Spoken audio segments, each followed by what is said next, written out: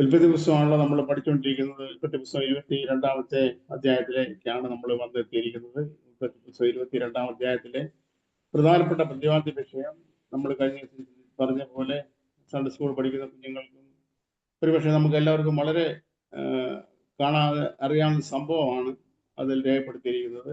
Abraham ഇസ്ഹാക്കിനെ ബലി കഴിക്കുന്ന കാര്യം വളരെ കുഞ്ഞുനാളിൽ മുതലേ കൊച്ചുനാളിൽ മുതലൊക്കെ നമ്മളെല്ലാവരും കേട്ടിട്ടുണ്ടായിരിക്കും ഞാൻ ഊഹിക്കുന്നു. അത് ആണ് നമുക്ക് ചിന്തിക്കാനുള്ളത്. നമുക്ക് അല്പമായിട്ട് അതിനെക്കുറിച്ച് ദൈവത്തിന് പ്രാപ്തിക്കനുസരിച്ച് നമുക്ക് ചിന്തിക്കാം. നമ്മുടെ ആത്മീയ വർധനയ്ക്ക് അത് ഉതകുന്നതായി തീരട്ടെ എന്ന് ഞാൻ ആശംസിക്കുന്നു. 22-ാം അധ്യായത്തിന്റെ 1-ാമത്തെ വാക്യം, 1-2 വാക്യങ്ങൾ ഞാൻ വായിക്കുന്നു. അതിനുശേഷം ദൈവം അബ്രഹാമിനെ പരീക്ഷിച്ചത് എങ്ങനെയെന്നാൽ, അബ്രഹാമേ എന്ന് വിളിച്ചതിന് ഞാൻ ഇതാ എന്ന് അവൻ പറഞ്ഞു. അപ്പോൾ അവൻ, നിന്റെ മകനെ, നീ സ്നേഹിക്കുന്ന നിന്റെ ഏകജാതനായ ഇസ്ഹാക്കിനെ തന്നെ കൂട്ടിക്കൊണ്ട് മോറിയ ദേശത്ത് ചെന്ന് അവിടെ ഞാൻ നിന്നോട് കൽപ്പിക്കുന്ന ഒരു മലയിൽ അവനെ ഹോമയാഗം കഴിക്കുക എന്ന് അരുളിച്ചു. നമുക്കെല്ലാവർക്കും ഞാൻ പറഞ്ഞ പോലെ അറിയാവുന്ന കാര്യമാണ്. അതില് ദൈവം അബ്രഹാമിനോട് പറയുന്നത്, നീ സ്നേഹിക്കുന്ന മകനെ, നിന്റെ മകനെ എന്ന് പറഞ്ഞാൽ ഒരുപക്ഷെ വേറെ മോൻ ആദ്യം ഉണ്ടായി ഇസ്മായിലുണ്ട്. അതുകൊണ്ട് ദൈവം അങ്ങനെയല്ല, സ്പെസിഫിക് ആയിട്ട് തന്നെ പറയുന്നത്. നമ്മുടെ കർത്താവ് യേശു ക്രിസ്തു ലാസറിന്റെ കല്ലറയ്ക്കൽ ചെന്നു. ലാസറിനെ അവിടെ ലാസറെ എന്ന് പ്രത്യേകമായിട്ട് പേര് ചൊല്ലിയാ വിളിച്ചത്. അല്ലെങ്കിൽ മരിച്ചവർ പലരും പുറത്ത് വന്നേനെ. മരിച്ചവർ പുറത്ത് വരട്ടെ എന്ന് യേശു പറഞ്ഞിരുന്നതിൽ മരിച്ച ഫ്യൂണറൽ അവിടെ അടക്കം ചെയ്തിരുന്ന പലരും വന്നായിരുന്നു. എന്നാൽ അങ്ങനല്ല കർത്താവ് പറഞ്ഞത്, നീ ലാസർ പുറത്തു വരാനാണ് പറഞ്ഞത് എന്ന് പറഞ്ഞ പോലെ ഇവിടെ പറഞ്ഞിരിക്കുന്നു, നീ സ്നേഹിക്കുന്ന ഇസ്ഹാക്കിനെ തന്നെ. അപ്പോ ഏതെങ്കിലും മോനെ പോരാ, ഇസ്ഹാക്കിനെ തന്നെ നീ യാഗം കഴിക്കണം. എവിടെങ്കിലും യാഗം കഴിച്ചാൽ പോരാ, മോറിയ ദേശത്ത് ഞാൻ നിന്നോട് കൽപ്പിക്കുന്ന മലയിൽ വേണം യാഗം കഴിക്കാൻ. മോറിയ ദേശത്ത്, മോറിയ മല എന്ന് പലപ്പോഴും നമ്മൾ പറഞ്ഞിട്ടുണ്ടാവും. പക്ഷെ മോറിയ മല എന്നല്ല അവിടെ എഴുതിയിരിക്കുന്നത്, മോറിയ ദേശമാണ്. മോറിയ ദേശത്ത് ദൈവം കൽപ്പിക്കുന്ന ഒരു മലയിൽ അവന് ഏതെങ്കിലും യാഗമല്ല, ഹോമയാഗം കഴിക്കണം. നമുക്കറിയാം പഴയ പ്രമാണത്തിൽ ഈ അബ്രഹാമിനോട് ദൈവം ഇത് കൽപ്പിക്കുമ്പോൾ ഈ യാഗങ്ങളുടെ വിധം എങ്ങനെ ആയിരിക്കണം എന്നുള്ള കാര്യങ്ങൾ നമ്മൾ കാണുന്നത് പുറപ്പാട് പുസ്തകത്തില്ല.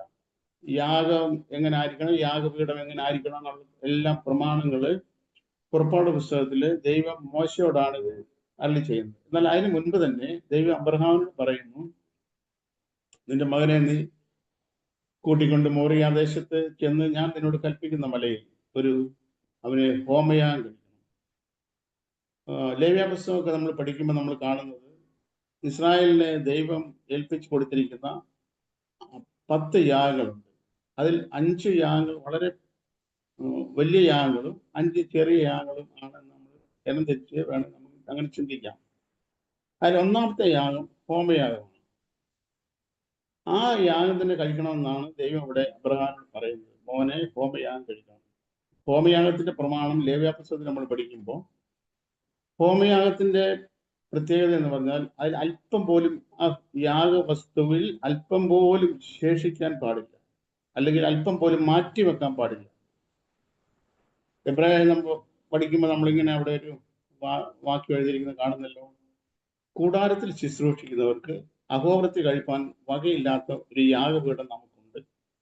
അപ്പൊ കൂടാരത്തിൽ എന്ന് അവിടെ എഴുതിയിരിക്കുന്നത്, കൂടാരം എന്ന് പറയുന്നത് സമാന കൂടാരത്തെ കുറിച്ചാണ് പറഞ്ഞിരിക്കുന്നത്. ആ കൂടാരത്തിൽ, സമാന കൂടാരത്തിന്റെ ദൃഷ്ടാന്തം, അതിന്റെ ഒന്നുകൂടെ വലിയൊരു രീതിയിലാണ് യെരുശലേമിലെ ദേവാലയം ഉണ്ടാക്കിയത്. ദാവീദിന്റെ താല്പര്യപ്രകാരം ദാവീദിന്റെ മകനായ ശലോമോൻ ദേവാലയം സൃഷ്ടിച്ചത് സമാന കൂടാരത്തിന്റെ മാതൃകയിലാണ്, അതിന്റെ മോഡലിലാണ്. വലിപ്പത്തിനും അളവിനൊക്കെ വ്യത്യാസം ഉണ്ടായിരുന്നത് മാത്രം. അപ്പോ അങ്ങനെയുള്ള ഒരു കൂടാരത്തിൽ ശുശ്രൂഷിക്കുന്ന ശുശ്രൂഷകന് അഹോവൃത്തി കഴിപ്പാൻ വകയില്ലാത്തൊരു യാഗപീഠമുണ്ട്.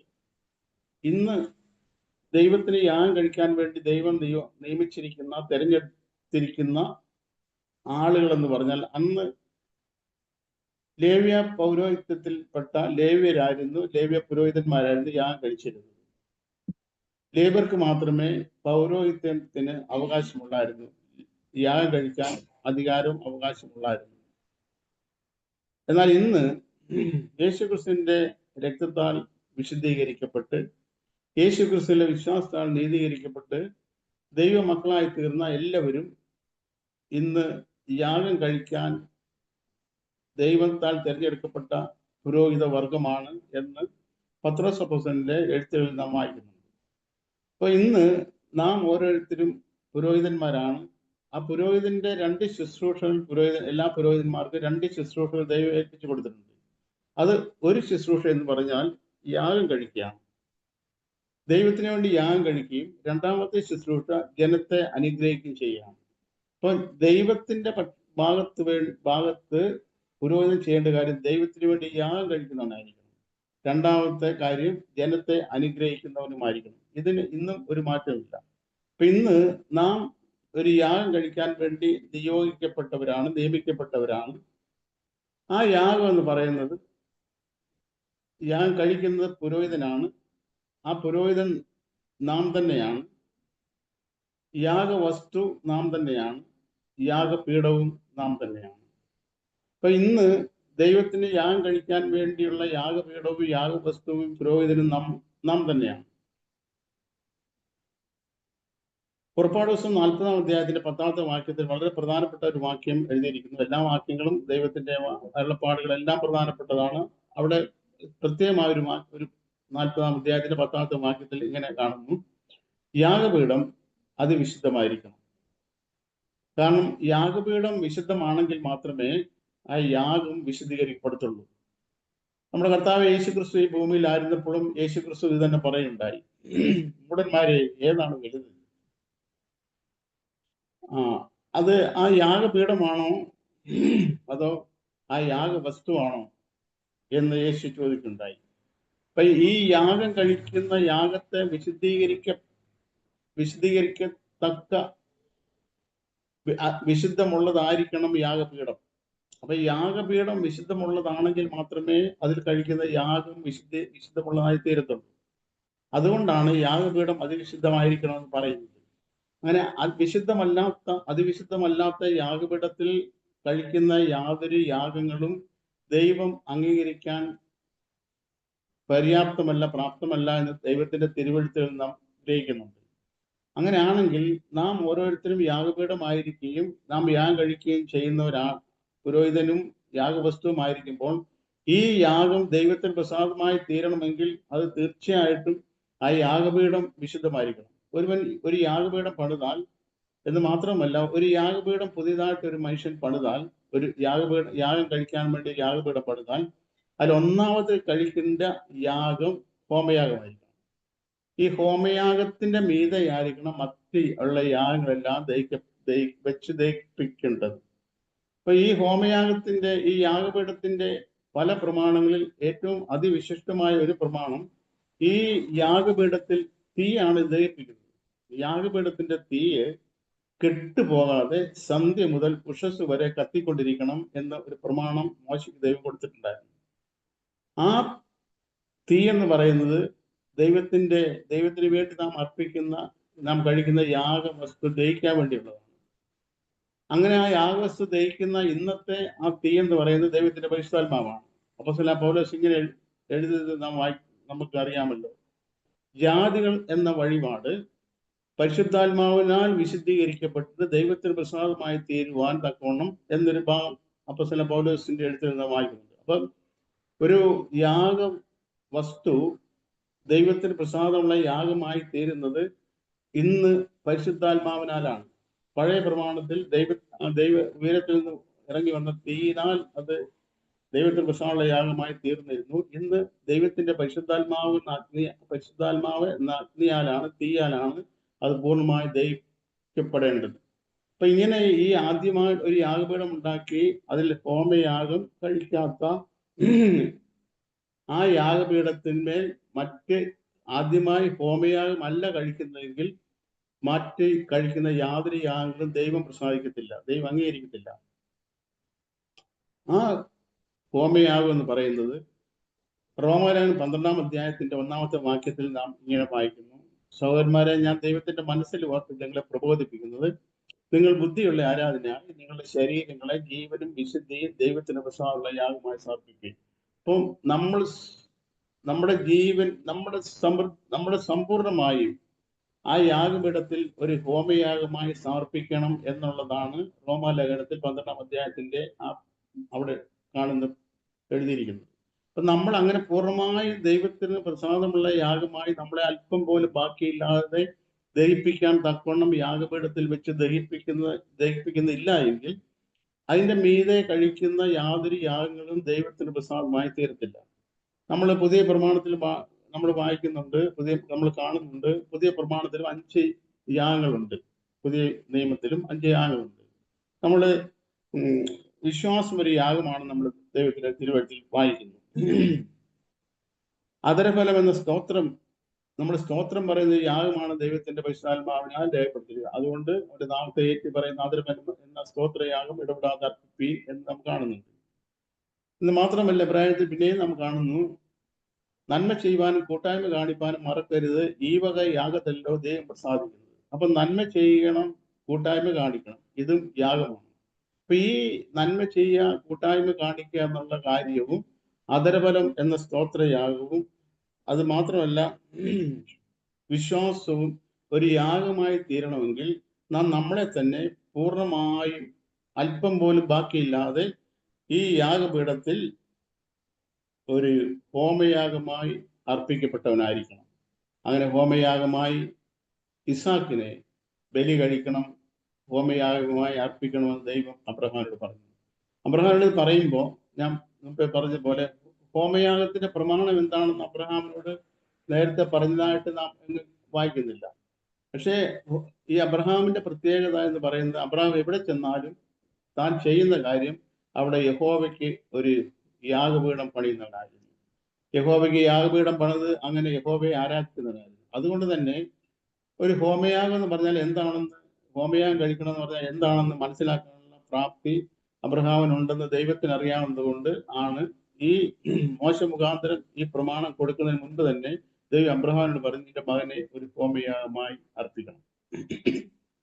അങ്ങനെ ഈ ഹോമയാഗമായിട്ട് ഈ മോനെ അർപ്പിക്കാൻ വേണ്ടി ദേവി ഈ ഇസാഖിനെ കൊണ്ടുപോവാണ്. ഇസാഖിനെ കൊണ്ടുപോകുമ്പോൾ അന്ന് ഇസാഖ് ചെറിയ കുഞ്ഞൊന്നല്ല, ഇസാഖിന് ഏകദേശം ഒരു 10, 16, 17 വയസ്സുണ്ടാവും.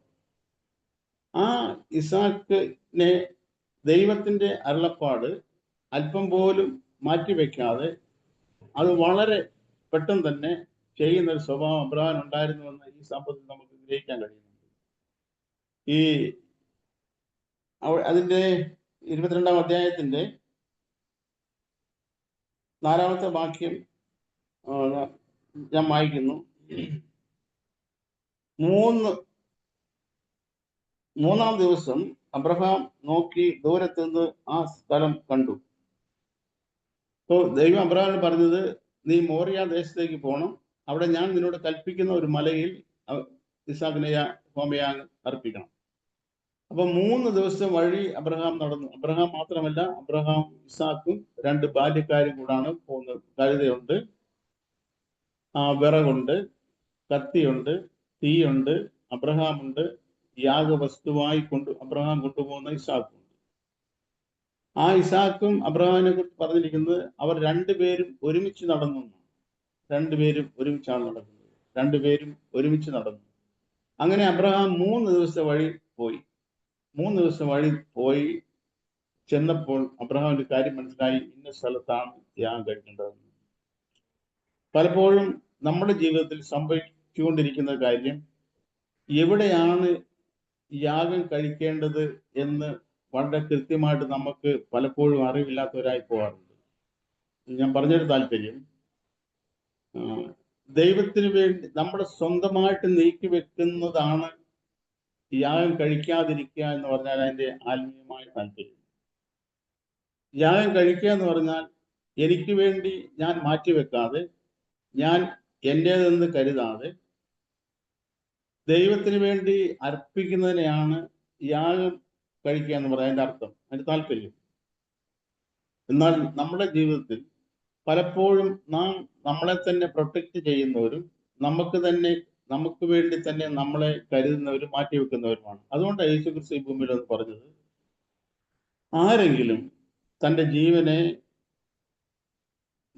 നേടിയാൽ അതിനെ കളയും, ആരെങ്കിലും തന്റെ ജീവനെ കളഞ്ഞാൽ അതിനെ നേടും. അപ്പോൾ നമ്മുടെ ജീവനെ പ്രൊട്ടക്ട് ചെയ്യുന്ന, നമ്മുടെ ജീവനെ സംരക്ഷിക്കുന്ന ഒരു സ്ഥിതിവിശേഷം, ഒരു ചിന്താഗതി നമ്മുടെ എല്ലാവരുടെയും ഉള്ളിൽ ഉണ്ടാകാൻ സാധ്യതയുണ്ട്. മനുഷ്യന്റെ എല്ലാം ഉള്ളിലുണ്ട്. അവരെ തന്നെ സംരക്ഷിക്കുക. അപ്പൊ അങ്ങനെ സംരക്ഷിക്കുന്നുണ്ടെങ്കിൽ അതിന്റെ അർത്ഥം നമ്മൾ യാഗം കഴിക്കാൻ വിസമ്മതിക്കുന്നതാണ്. അപ്പൊ അങ്ങനെ യാഗം കഴിക്കാൻ വിസമ്മതിക്കാത്ത എവിടാണ് യാഗം കഴിക്കേണ്ടത് എന്ന് നമുക്ക് ബോധ്യം വരണമെങ്കിൽ അബ്രഹാം 3 ദിവസത്തെ വഴി ദൂരെ ചെന്നു. 3 ദിവസത്തെ വഴി ദൂരെ ചെന്നാൽ മാത്രമേ ഈ യാഗം കഴിക്കേണ്ട സ്ഥലം വളരെ കൃത്യമായി നമുക്ക് ഗ്രഹിക്കാൻ പറ്റത്തുള്ളൂ. അബ്രഹാമിന് 3 ദിവസത്തെ വഴി ദൂരെ ചെന്നിട്ടാണ് അബ്രഹാം മനസ്സിലാക്കിയത് എവിടാണ് എന്നുള്ളത്. അബ്രഹാമിനോട് ദൈവം പറഞ്ഞായിരുന്നു, പക്ഷെ അബ്രഹാം നോക്കി ആ സ്ഥലം കണ്ടത് 3 ദിവസം വഴി ദൂരം പോയിട്ടാണ്. അപ്പൊ ആ സ്ഥലം കാണണമെങ്കിൽ 3 ദിവസത്തെ വഴി ദൂരം പോകണം. ഇതേ കാര്യം തന്നെയാണ് നമ്മൾ പുറപ്പാട് പുസ്തകത്തില് മോശയോട് ഫറവോൻ പറയുന്നത്, നിങ്ങൾ ഇവിടെ തന്നെ ആരാധിച്ചു എന്ന് പറയുമ്പോൾ ആ മോശ ഫറവോനോട് പറയുന്ന ഒരു മറുപടി ഉണ്ട്. അങ്ങനല്ല, ഞങ്ങൾക്ക് 3 ദിവസത്തെ വഴി ദൂരം പോയാൽ മാത്രമേ ഞങ്ങൾക്ക് യഹോവയെ ആരാധിക്കാൻ പറ്റത്തുള്ളൂ. അപ്പൊ ഇവിടെ തന്നെ നിന്ന് ആരാധിച്ചു എന്ന് പറഞ്ഞാൽ നടക്കുന്ന കാര്യമല്ല. ഞങ്ങൾക്ക് 3 ദിവസത്തെ വഴി ദൂരം പോകണം, എന്നാൽ മാത്രമേ ദൈവത്തെ ആരാധിക്കാൻ കഴിയത്തുള്ളൂ. ആ 3 ദിവസത്തെ വഴി എന്ന് പറഞ്ഞാൽ ഇന്ന് അത് നമ്മുടെ ജീവിതത്തിൽ ഒന്നാമത്തേത് നമ്മുടെ മാനസാന്തരമാണ്. നമ്മുടെ മാനസാന്തരം എന്ന് പറഞ്ഞാൽ അത് കേവലം വാക്കുകളല്ല, നമ്മുടെ ഹൃദയത്തിന്റെ ആത്മാവിന്റെ ഉള്ളിൽ, നമ്മുടെ ഉള്ളിന്റെ ഉള്ളിൽ നിന്ന് വരുന്ന ഒരു ഡിപ്പെൻഡൻസ് ഉണ്ടാകണം, അനുതാപം. ദൈവത്തിന്റെ പരിശുദ്ധാത്മാവ് എല്ലാ സമയത്തും ഇടപെടുന്നത് നമ്മുടെ ദേഹത്തോടല്ല, നമ്മുടെ ദേഹിയോടല്ല, നമ്മുടെ ആത്മാവിനോടാണ്. കാരണം ദൈവം ആത്മാവാണ്. അതുകൊണ്ട് ദൈവാത്മാവ് എല്ലാ സമയത്തും തൊടുന്നത്, ഇടപെടുന്നത്, സംസാരിക്കുന്നത് നമ്മുടെ ആത്മാവിനോടാണ്. നമ്മൾ ദൈവമക്കളാണ് എന്ന് സാക്ഷ്യം പറയുന്നതും ദൈവത്തിന് ഇങ്ങനെ വായിക്കുന്നുണ്ടല്ലോ. ആത്മാവ് താനും നമ്മുടെ ആത്മാവോട് സാക്ഷ്യം പറയുന്നു. നാം ദൈവത്തിന്റെ മക്കളെന്ന് ആത്മാവ് താനും നമ്മുടെ ആത്മാവോട് കൂടെ സാക്ഷ്യം പറയും. ദൈവത്തിന്റെ പരിശുദ്ധാത്മാവ് നമ്മുടെ ആത്മാവിൽ വസിച്ചിട്ട് നമ്മുടെ ആത്മാവിനോട് കൂടെ സാക്ഷ്യം പറയുകയാണ് നാം ദൈവത്തിന്റെ മക്കളാണ്. അപ്പൊ ദൈവത്തിന്റെ ആത്മാവ് എല്ലായ്പ്പോഴും ഇടപെടുന്നതും സംസാരിക്കുന്നതും നമ്മുടെ ശരീരത്തോടല്ല, നമ്മുടെ ദേഹിയോടല്ല. എന്നാൽ ഈ ശരീരം ഇല്ലാതെ ആത്മാവിന് സ്വയമായിട്ട് മനുഷ്യന്റെ ആത്മാവിന് മനുഷ്യന് നിലനിൽക്കാൻ കഴിയത്തില്ല. ശരീരം ആവശ്യമുണ്ട്. എന്നാൽ ഈ ശരീരത്തിന്റെ ആവശ്യം എന്ന് പറയുന്നത്, ശരീരം ദൈവത്തെ അറിയുന്നതിന് വേണ്ടിയല്ല നമ്മുടെ ശരീരം നമുക്കുള്ളത്, നേരെ മറിച്ച് ഈ ലോകത്തെ അറിയുന്നതിന് വേണ്ടിയാണ്. ഈ ലോകത്തെ അറിയുന്നതിന് വേണ്ടിയാണ്. നമ്മുടെ ഈ ശരീരത്തിലെ നമ്മുടെ ഇന്ദ്രിയങ്ങൾ, 5 ഇന്ദ്രിയങ്ങൾ നമുക്കുള്ളത് നമ്മുടെ ചുറ്റുപാടുകളെയും ഈ ലോകത്തെയും നമുക്ക് മനസ്സിലാക്കാൻ വേണ്ടിയാണ്. എന്നാൽ നമ്മുടെ ഉള്ളിലുള്ള ദേഹിയുടെ ആവശ്യം ഈ ലോകത്തെ അറിയാൻ വേണ്ടിയല്ല, നേരെ മറിച്ച് നമുക്ക് നമ്മളെ തന്നെ അറിയാൻ വേണ്ടിയാണ്. നമുക്ക് നമ്മളെ അറിയണമെങ്കിൽ നമ്മുടെ ദേഹിയിൽ കൂടെ അറിയാൻ പറ്റത്തുള്ളൂ. എന്നാൽ ദൈവത്തെ അറിയണമെങ്കിൽ നമ്മുടെ ആത്മാവിൻ കൂടെ മാത്രമേ ദൈവത്തോട് ഇടപെടാനും ദൈവത്തെ അറിയാനും കഴിയത്തുള്ളൂ. ഇവിടെ 3 ദിവസത്തെ വഴി ദൂരം അബ്രഹാം പോയി യാഗം കഴിക്കേണ്ട സ്ഥലം കണ്ടു. നമ്മള് ഒന്നാമത് മാനസാന്തരപ്പെട്ട് വീണ്ടും ജനിക്കപ്പെട്ട് ദൈവത്തിന്റെ പരിശുദ്ധാത്മാവിനാൽ വീണ്ടും ജനിക്കപ്പെട്ട ആളുകൾക്ക് മാത്രമേ യാഗം കഴിക്കേണ്ടത് എവിടാണ് എന്ന് അറിയാൻ നിവൃത്തിയുള്ളൂ. അല്ലെങ്കിൽ ഇന്നിടത്ത് യാഗം കഴിക്കണമെന്ന് പറയാൻ അറിയത്തില്ല. അങ്ങനെ അറിയണമെങ്കിൽ 3 ദിവസത്തെ വഴി ദൂരം പോകുന്നവരായിരിക്കണം. ഈ അബ്രഹാം 3 ദിവസത്തെ വഴി ദൂരം പോയി യാഗം കഴിക്കേണ്ട സ്ഥലം കണ്ടു. യാഗം കഴിക്കേണ്ട സ്ഥലം കണ്ടെന്ന് മാത്രമല്ല, അവിടെ ഒരു യാഗപീഠം പണിതിട്ട് ഇസ്ഹാക്കിനെ ആ യാഗപീഠത്തിൽ കിടത്തി വിറകടുക്കി യാഗപീഠത്തിന്മേൽ വിറകടുക്കി ഇസാക്കിനോട് കൈ കെട്ടി കിടത്തി. ഈ പോകുന്ന വഴിക്ക് ഈ ഇസാക്കിന് ഒരു കാര്യം അറിയാം, ഈ വിറകുണ്ട്, തീയുണ്ട്. ഈ വിറകും തീയും കണ്ടപ്പം ഇസാക്കിന് ഒരു കാര്യം മനസ്സിലായി,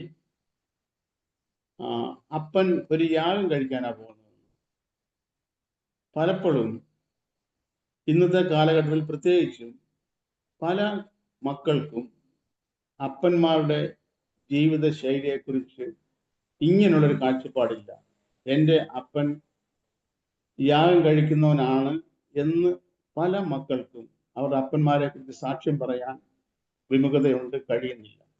എന്നാൽ ദൈവത്തിൻ്റെ കൃപയായി നാം ഓരോരുത്തരും, മാതാപിതാക്കളായിരിക്കുന്ന നാം ഓരോരുത്തരും നമ്മുടെ കുഞ്ഞുങ്ങളുടെ മുൻപിൽ നാം ദൈവത്തിന് ഇടതടവില്ലാതെ യാഗം കഴിക്കുന്നവരാണ് എന്നുള്ളൊരു ബോധ്യം അവരുടെ അന്തരാത്മാവിൽ നമുക്ക് ഇടാൻ കഴിഞ്ഞാൽ, നൽകാൻ കഴിഞ്ഞാൽ, അതിനേക്കാൾ മഹത്തരമായ കാര്യം അവർക്ക് വേണ്ടി നമുക്ക് ചെയ്തു കൊടുക്കാൻ വേറെയില്ല. നമ്മൾ നിരന്തരമായി ദൈവത്തിന് യാഗം കഴിക്കുന്നവരാണ് എന്നുള്ള ബോധ്യം നമ്മുടെ കുഞ്ഞുങ്ങൾക്ക് നമ്മൾ കൊടുക്കുന്നവരായിരിക്കണം. അബ്രഹാം യാഗം കഴിക്കുന്നവനായിരുന്നു, അത് ഇസാക്കിനും അറിയാം. അപ്പൊ ഇസാക്ക് ചോദിക്കുന്നു, അപ്പ വിറകുണ്ട്, തീയുണ്ട്, യാഗമൃഗം എവിടെ? ഇപ്പൊ യാഗം കഴിക്കണമെങ്കിൽ അബ്രഹാം യാഗം കഴിക്കുന്ന ഇസാക്ക് കണ്ടിട്ടുണ്ട്. അത് ഏതെങ്കിലും മൃഗങ്ങളെ, ആടിനെയോ കാളയൊക്കെ യാഗം കഴിക്കുന്നത് ആണ് യാഗം കഴിക്കേണ്ടതെന്നും ഇസാക്കിന് അറിയാം. ഇസാക്ക് സ്വാഭാവികമായി ചോദ്യം അപ്പോഴോട് ചോദിക്കും, അപ്പൊ തീയുണ്ട്, വിറകുണ്ട്, യാഗപീഠം, യാഗമൃഗം എവിടെ? അപ്പോ അബ്രഹാമിന്റെ മറുപടി, ദൈവം തനിക്ക് ഒരു ഹോമയാഗത്തിന് വേണ്ടി ഒരു മൃഗത്തെ കരുതിക്കൊണ്ടു. ഇപ്പൊ അബ്രഹാം പറയുന്നത് യാഗം കഴിക്കുന്നത് ദൈവത്തിന് വേണ്ടിയാണ്. യാഗം കഴിക്കുന്നത് ദൈവത്തിനാണ് യാഗം കഴിക്കുന്നത്. അപ്പൊ ഈ ദൈവത്തിന് യാഗം കഴിക്കാൻ മനുഷ്യൻ ഏതെങ്കിലും യാഗവസ്തുവിനെ അന്വേഷിക്കണമെന്നല്ല അബ്രഹാം പറയുന്നത്. നേരെ മറിച്ച് ദൈവത്തിന് വേണ്ടി യാഗം കഴിക്കാനുള്ള ഒരു യാഗമൃഗത്തെ ദൈവം കരുതിക്കൊള്ളും. ഈ ഒരു വസ്തുത നമ്മൾ ആത്മീയമായി നമ്മൾ ചിന്തിക്കുമ്പോൾ നമ്മുടെ കർത്താവ് യേശു ക്രിസ്തുവിന്റെ പരമയാഗത്തെയാണ് ഇത് പ്രതിനിധീകരിക്കുന്നതെന്ന് നമുക്ക് അറിയാം. ആ ഒരു സത്യത്തെയാണ് ഈ അബ്രഹാം ഇസാക്കിനെ യാഗം കഴിക്കുന്നതിൽ കൂടെ നമുക്ക് വെളിവാകുന്നത്. അപ്പൊ ഈ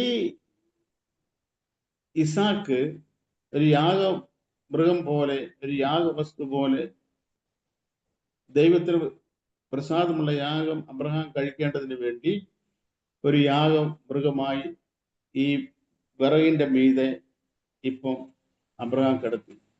എന്നിട്ട് അബ്രഹാം ചെയ്ത കാര്യം, തന്റെ കത്തി മകന്റെ നേരെ. അബ്രഹാമിന് യാതൊരു സങ്കോചമില്ല ഈ കാര്യത്തിന്. ഇത് ചെയ്യണമെങ്കിൽ പ്രിയപ്പെട്ടവരെ, ദൈവം എത്രത്തോളം അത്ഭുതവാനാണ് എന്നുള്ള സത്യം നമുക്ക് ചെയ്യാൻ പറ്റത്തുള്ളൂ. കാരണം ഇസാക്കിൽ നിന്ന് ജനിക്കുന്നവൻ നിന്റെ സന്തതിയാകും എന്നാണ് ദൈവത്തിന്റെ വാഗ്ദത്തം. അങ്ങനെ ഇസാക്കിൽ നിന്ന് ജനിക്കുന്നവൻ എന്റെ സന്തതി ആകണമെങ്കിൽ ഇസാക്കിനെ ഞാൻ ഇപ്പൊ യാഗം കഴിച്ചാൽ പിന്നെ എങ്ങനെ സംഭവിക്കും എന്നുള്ള ഒരു ചോദ്യം അബ്രഹാമിന്റെ ഉള്ളിൽ ഉയർന്നില്ല. അതിന്റെ കാരണം ദൈവത്തിന് അബ്രഹാമിന് അറിയാമായിരുന്നു. ദൈവം ആരാണെന്ന് അബ്രഹാമിന് അറിയാമായിരുന്നു. അതിന് കാരണം അബ്രഹാമിനെ ദൈവം വിളിച്ചപ്പോൾ തന്നെ തേജോമനായ ദൈവം അബ്രഹാമിന് പ്രത്യക്ഷനായി എന്ന് മാത്രമല്ല, ദൈവം സർവശക്തിയുള്ള ദൈവമായി അബ്രഹാമിന് പ്രത്യക്ഷപ്പെട്ടു എന്ന് മോശയോട് ദൈവം അഭിമുഖീകരിച്ച് മോശയോട് പറയുന്നത്, ഞാൻ നിങ്ങളുടെ പിതാക്കന്മാരായ അബ്രഹാമിനും ഇസാക്കിനും യാക്കോബിനും സർവശക്തിയുള്ള ദൈവമായി പ്രത്യക്ഷപ്പെട്ടു. അപ്പൊ സർവശക്തിയുള്ള ദൈവമായി അബ്രഹാമിന് ദൈവം പ്രത്യക്ഷപ്പെട്ടത് കൊണ്ട് ഈ കാര്യത്തിൽ യാതൊരു സംശയമില്ലായിരുന്നു. ദൈവത്തെക്കുറിച്ചുള്ള അറിവ് എത്രത്തോളം വർദ്ധിക്കുന്നു അത്രത്തോളം ദൈവഹിതം ചെയ്യാൻ നമുക്ക് യാതൊരു സങ്കോചം ഉണ്ടാകത്തില്ല. ദൈവത്തെക്കുറിച്ചുള്ള നമ്മുടെ അറിവുകൾ പരിമിതമാകും തോറും ദൈവ ഇഷ്ടം ചെയ്യാൻ നമ്മൾ വിസമ്മതിക്കുന്നവരായിത്തീരും. ഇവിടെ അബ്രഹാമിന് യാതൊരു പ്രയാസം ഉണ്ടായില്ല. അബ്രഹാം ഈ കത്തി ഉയർത്തി ഇസാക്കിനെ യാഗമർപ്പിക്കാൻ വേണ്ടി ഒരുങ്ങുന്നു. സ്വർഗത്തിൽ നിന്ന് ദൈവം ഒരു കാര്യം ദൈവത്തിന് മനസ്സിലായി, അബ്രഹാമിന് ഈ കാര്യം ചെയ്യാൻ അല്പം പോലും വിമുഖതയില്ലായിരുന്നു. ദൈവം അബ്രഹാമെ എന്ന് വിളിച്ചു. ഈ ഇസാക്കിന് പകരമായിട്ട് ഒരു ആട്ടുകൊറ്റൻ കൊമ്പുകൾ വള്ളിയിൽ കുരുങ്ങി കിടക്കുന്ന അബ്രഹാമിന് കാണാനിടയായി. ആ ഇസാക്കിനെ ആ കെട്ടഴിച്ചു വിട്ടിട്ട് ഈ ആട്ടുകൊറ്റനെ അബ്രഹാം അവിടെ ബലി കഴിക്കുന്നതായിട്ട് നമ്മൾ ദൈവത്തിൽ കാണുന്നുണ്ട്. അബ്രഹാം ഇസാക്കിനോട് പറഞ്ഞത്, ദൈവം ഹോമയാഗത്തിന് ഒരു മൃഗത്തെ കരുതിക്കൊള്ളും എന്ന് ഈ ആടിനെ കണ്ടിട്ടല്ല അബ്രഹാം പറഞ്ഞത്. പക്ഷെ അബ്രഹാമിന് ദൈവത്തിനുള്ള വിശ്വാസം അത്ര വലുതായിരുന്നു. എന്ന് വെച്ചാൽ ഈ ഇസാക്കിനെ യാഗം കഴിക്കേണ്ടി വന്നാലും, ഇസാക്കിനെ യാഗം കഴിച്ച് ഇസാക്ക് ഇങ്ങനെ ഒരു ചാരമായിട്ട് അവശേഷിച്ചാലും ആ ചാരത്തിൽ നിന്ന് ഇസാക്കിനെ വേർത്തെഴുന്നേൽപ്പിക്കാൻ ദൈവശക്തനാണെന്ന് അബ്രഹാം വിശ്വസിച്ചായിരുന്നു. ദൈവത്തിങ്കലുള്ള അബ്രഹാമിന്റെ വിശ്വാസം അത്ര വലിയ വിശ്വാസമായിരുന്നു. അതുകൊണ്ട് ദൈവത്തിന് കാര്യം നാം പിന്നീട് വായിക്കുന്നത്, അബ്രഹാം ഇസാക്കിനെ കുറിച്ച് നാം വായിക്കുന്നത്, മരിച്ചവരിൽ നിന്ന് ഉയർത്തെഴുന്നേറ്റവനെ പോലെ അവനെ തിരികെ പ്രാപിച്ചു എന്ന് നാം വായിക്കുന്നു. അതുകൊണ്ട് ഈ തിരികെ പ്രാപിച്ചതിന് ശേഷം അബ്രഹാമിനെ സംബന്ധിച്ചും ഇസാക്കിനെ സംബന്ധിച്ചും ദൈവത്താൽ തിരികെ പ്രാപിച്ച ഒരുവൻ എന്നുള്ള ആ പരിഗണനയാണ് ദൈവം അബ്രഹാം ഇസാക്കിന് കൊടുക്കുന്നത്. ഇവനെ യാഗം കഴിച്ചവനാണ് എന്ന് മാത്രമല്ല, യാഗം കഴിക്കാൻ പോകാൻ നേരം അബ്രഹാം ഈ ബാല്യക്കാരോട് പറഞ്ഞൊരു കാര്യം വളരെ ശ്രദ്ധേയമായ കാര്യമാണ്. അവിടെ അതിന്റെ 5-ാമത്തെ വാക്യം, 22-ാം അധ്യായത്തിന്റെ 5-ാമത്തെ വാക്യം ഞാൻ വായിക്കുന്നു.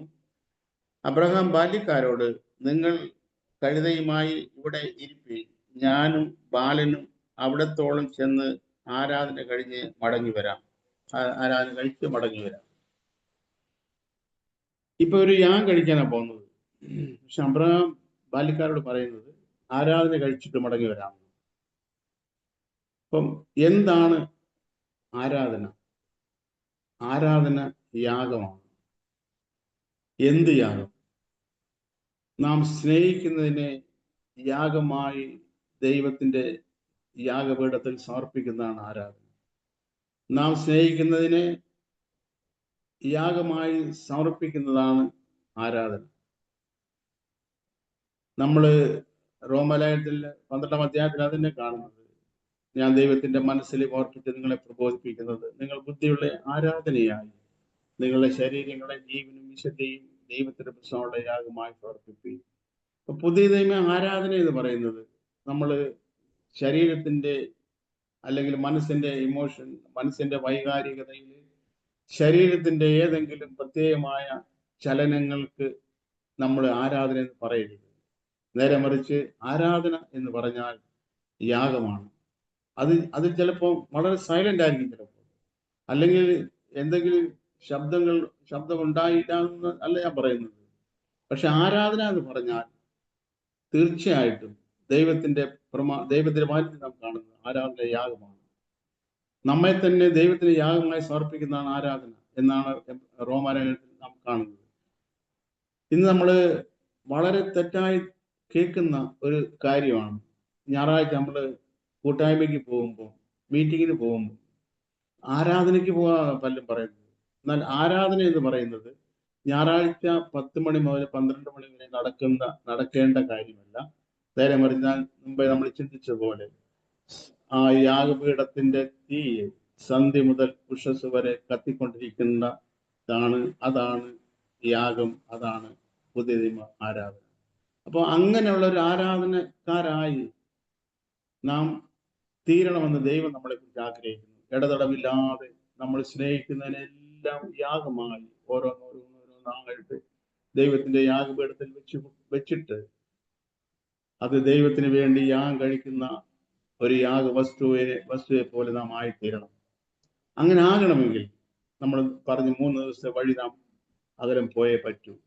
അങ്ങനെ ആ 3 ദിവസം വഴി ദൂരെ പോയി ദൈവത്തിന് പ്രശ്നമുള്ള ഒരു യാഗം കഴിക്കുന്ന ഒരു ആരാധനക്കാരായി നമുക്ക് ഇനിയുള്ള ദിവസങ്ങളിൽ ജീവിക്കാം. ദൈവം നമ്മളെല്ലാവരെയും സമൃദ്ധിയായി അതിനുവേണ്ടി സഹായിക്കുമാറാകട്ടെ.